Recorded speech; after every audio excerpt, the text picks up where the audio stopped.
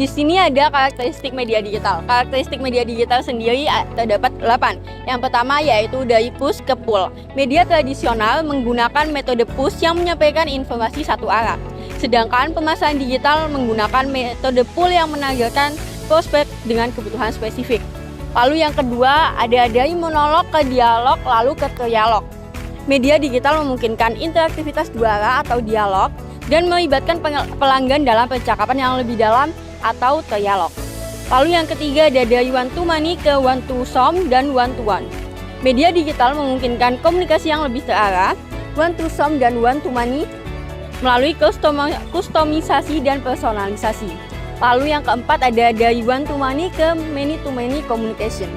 Media digital memungkinkan komunikasi many to many di mana pelanggan dapat berinteraksi satu sama lain. Lalu yang kelima ada dari lean back ke lean forward.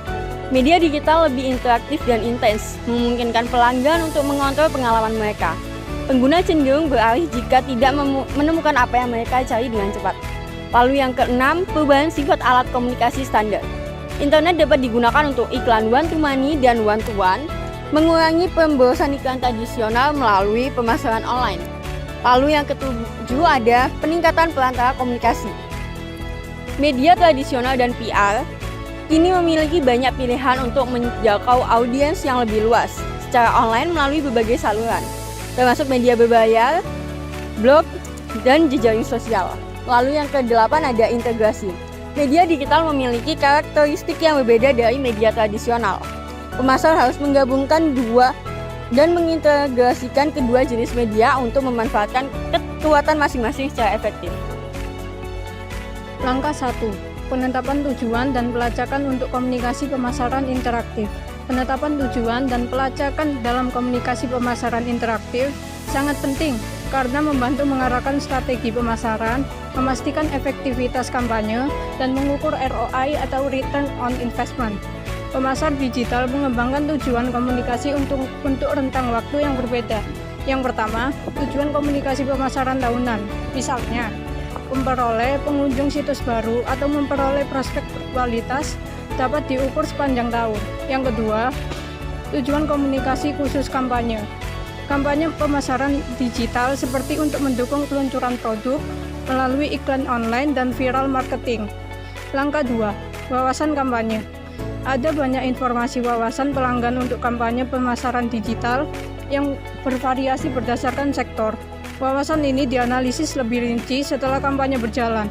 Penelitian terhadap target audiens dan cara mereka memilih produk dan layanan di pasar adalah inti dari pendekatan perencanaan kampanye. Ketika sebuah perusahaan bekerja sama dengan sebuah agensi, pemasar di perusahaan klien akan memasukkan wawasan pelanggan awal ke dalam ringkasan sebagai bagian dari agensi yang menyelesaikan tugas.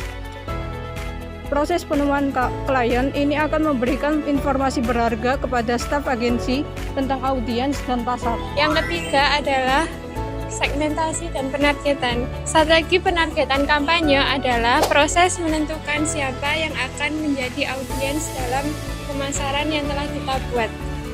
Ini melibatkan definisi pemilihan dan mencapai audiens tertentu secara online.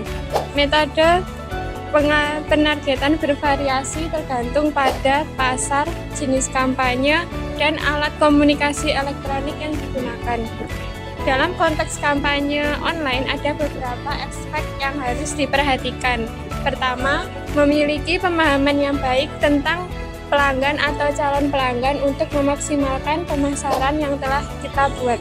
Yang kedua, menentukan rentang variabel atau parameter yang digunakan untuk menentukan target seperti karakteristik, nilai, kebutuhan, dan juga perilaku audiens. Yang ketiga, mengidentifikasi atribut atau variabel penargetan yang dapat mempengaruhi respon konsumen. Yang keempat, memilih pendekatan penargetan khusus yang sesuai dengan alat komunikasi elektronik yang digunakan seperti perikanan online, pemasaran melalui mesin pencari, dan pesan melalui email.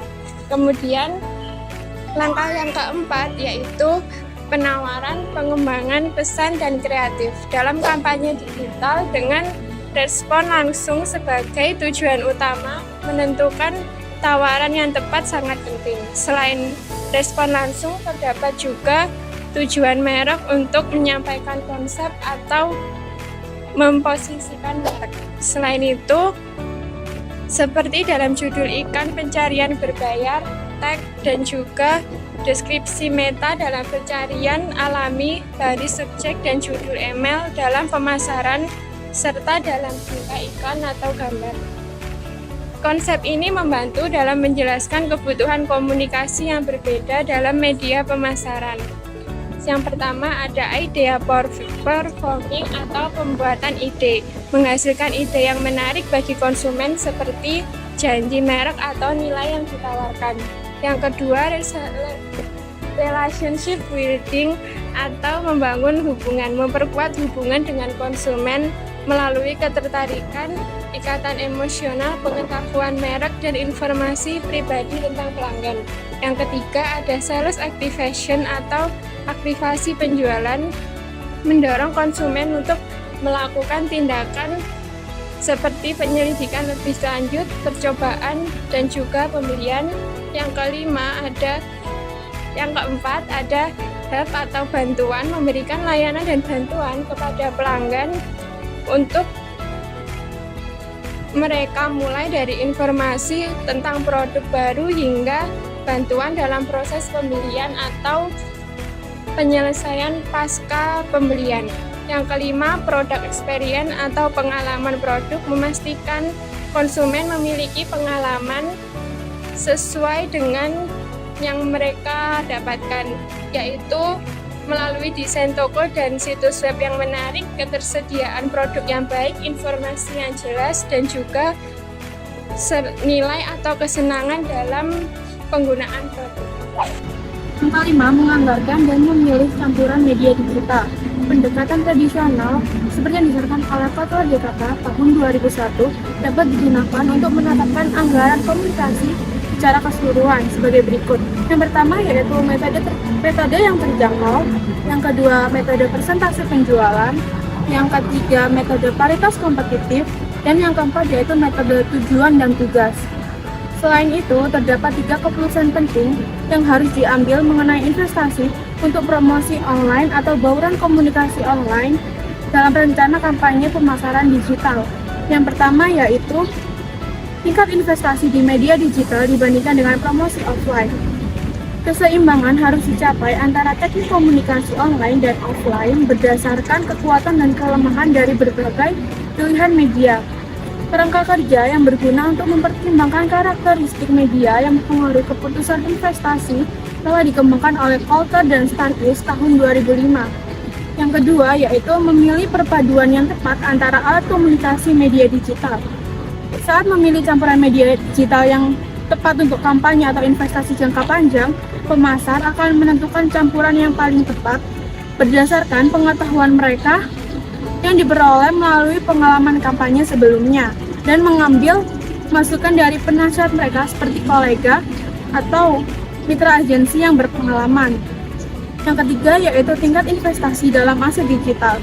Aset digital adalah materi iklan yang mendukung kampanye, yang terdiri dari iklan bergambar atau materi iklan pemasaran afiliasi, situs mikro, template email, video, audio, dan media interaktif lainnya.